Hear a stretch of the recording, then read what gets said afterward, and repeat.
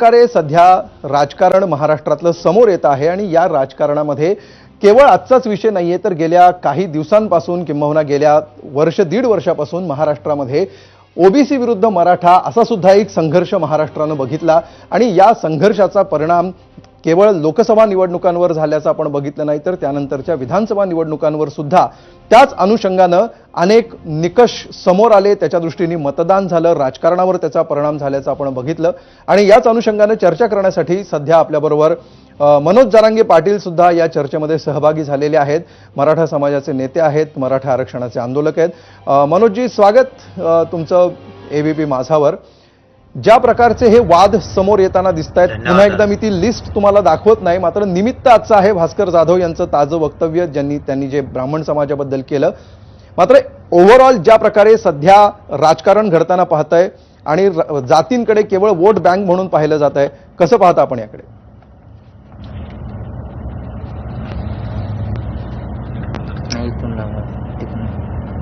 नाही, आता तर काय झालंय बरं का, या 10 वर्षाच्या 15 वर्षाच्या काळात जातीचा शब्द काढला की आपल्याला चांगल्या प्रकारे राजकारण करता येतं, सत्ता हस्तगत करता येते, ही एक गोड गैरसमज सगळ्यांचा झालाय.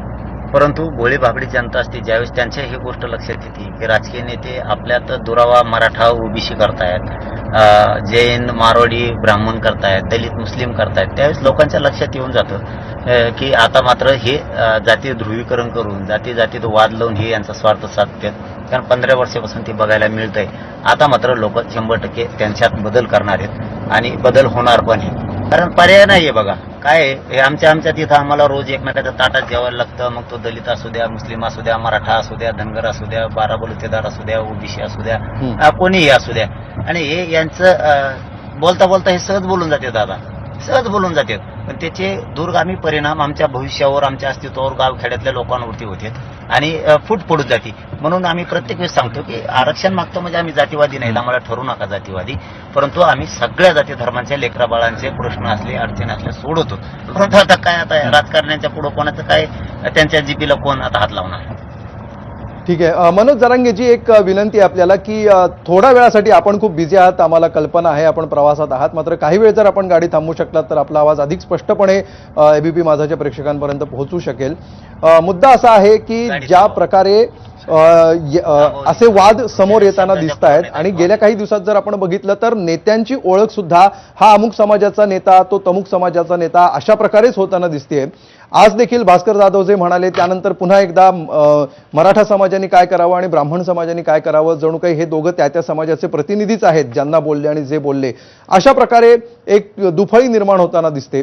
तर हे सर्वसमावेशक नेतृत्व तयार का होत नाहीये, की तसाचं वातावरणच नाहीये, तशी काही शक्यताच तुम्हाला दिसत नाही सध्याच्या राजकारणात? नाही दिसते ना, आम्ही कशाला आहेत. आता आम्ही तरुण पोरांनी ठरवले सगळ्या जाती धर्माचे, आपण जातीवाद नाही करायचा. आता आम्ही सगळे एक जीवानं कामं करतो. मी तर सगळ्या जाती धर्माचे करतो. मी वंजारी समाजाचे करतो, धनगर बांधवांचे करतो, दलित बांधवांचे करतो, बंजारा समाजाचे करतो, आम्ही सगळ्यांचे करतो. आम्हाला अशा आहे आमच्या आता नवीन पिढीला जातीवाद करायला नाही. पण आता भास्कर जाधव साहेब कशाच्या आधारावर म्हणले हे मला माहित नाही, त्याच्यामुळे मी ते बोलू शकत नाही. परंतु हे सगळे जे राजकारणी आहेत, आता फडणवीस साहेब पण घ्या, एक प्रमुख राज्यांचा चेहरा आहे, प्रमुख माणूस आहे, यांनी जातीवादावर बोलायलाच नाही पाहिजे. एकदा ओबीसीचा नारा द्यायचा, एकदा मराठ्यांचा द्यायचा. ज्यावेळेस धनगराचा प्रश्न येतो त्यावेळेस त्यांनी मराठ्याला हाताखाली धरायचं.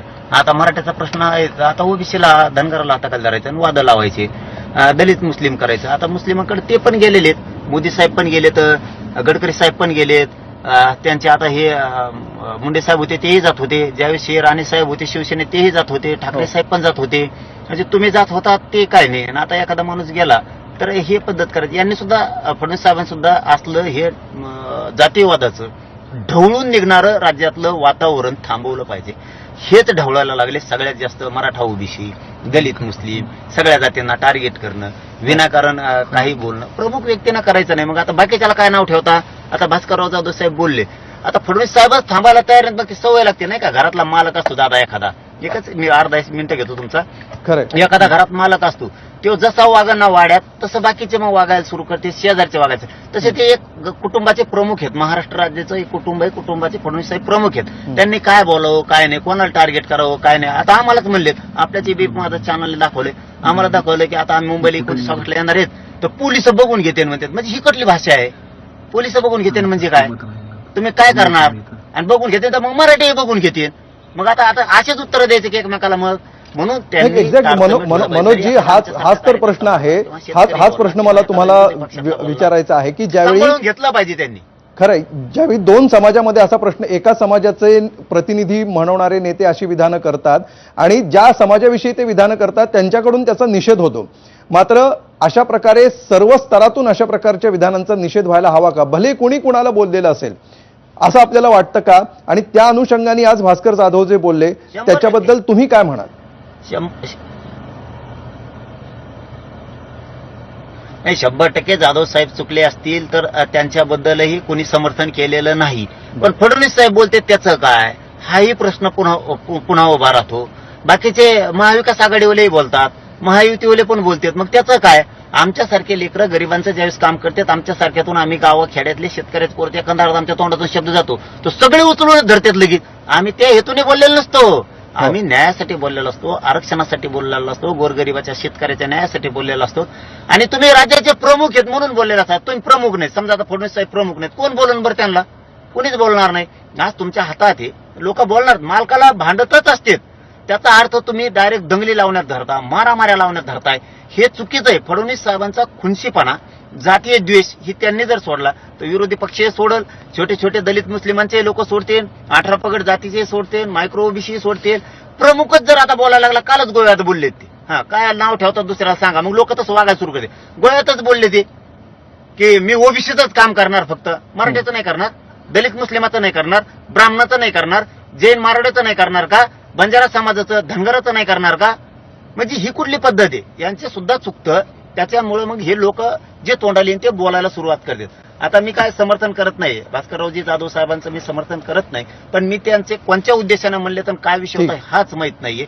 पण त्यांना एकट्याला आरोपीच्या पिंजऱ्यात बसवण्यापेक्षा फडणवीस साहेबांनी सुद्धा जातीवरती कसा अन्याय करतायत हे सुद्धा शोधून काढलं पाहिजे. निवडणूक आली की कसं ओबीसी म्हणायचं, आणि एकदा ओबीसीचं कर करून घेतलं की लाडकी बहीण म्हणायचं, मग लाडकी बहीण लुटून द्यायची. म्हणजे प्रत्येकाचं गळे दाबण्याचं काम जे करायला सुरुवात केली ना, हे लोकांना कळायला लागले. उद्योग व्यवसायवाल्यांचे हाल सुरू केले, शेतकऱ्यांचे कर्जमाफीचं काय झालं? ठीक आहे मनोजजी, असे अनेक मुद्दे आहेत. वेळेची मर्यादा लक्षात घेता मी तुम्हाला शेवटचा प्रश्न विचारतो आहे, ज्याची संपूर्ण महाराष्ट्राला उत्सुकता आहे की तुमच्या मुंबईच्या मोर्चाची तयारी कुठपर्यंत आलेली आहे आणि त्या दृष्टीने काय घडतंय. आज एबीपी माझाच्या प्लॅटफॉर्मवर तुम्ही या संदर्भात काय सांगू इच्छिता?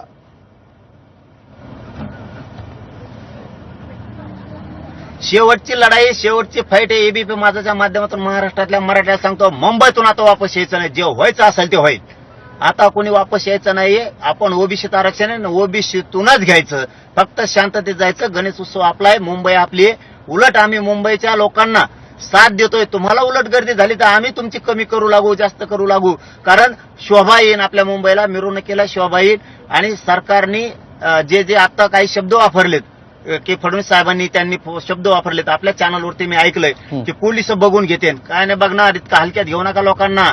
आणि पोलीस म्हणजे देवेंद्र फडणवीस साहेब आणि फडणवीस साहेब म्हणजे देवेंद्र फडणवीस साहेब. मी आज 2 वाजता निघालेले दादा परभणीसाठी. 1-2 घंट्यात माणूस अंतरावर येऊन परभणीला येतोय. आणखीन मी माजलगावतच आहे. इतके मराठी आता पेटून उठलेत. कारण फडणवीस साहेब ज्या ज्यावेळेस टार्गेट करतात त्यांचे काही ते बिगर शब्दाचे कुत्रे बोलायला लागलेत आता काही त्यांचे. ते त्यांच्यामुळे सुद्धा मग मराठी पेटून उठले. आमच्या लेकरा बाळासाठी मी लढतो. आणि माझ्या लेकरा बाळासाठी लढत असताना दादासाहेब तुम्हाला सत्य सांगतो, प्रतिनिधी बांधवांना चॅनलला मी कधीही चुकीचं बोलत नाही, कधी खोटं पण बोलत नाही. माझ्या पोटात जे ते तोंडात असतंय.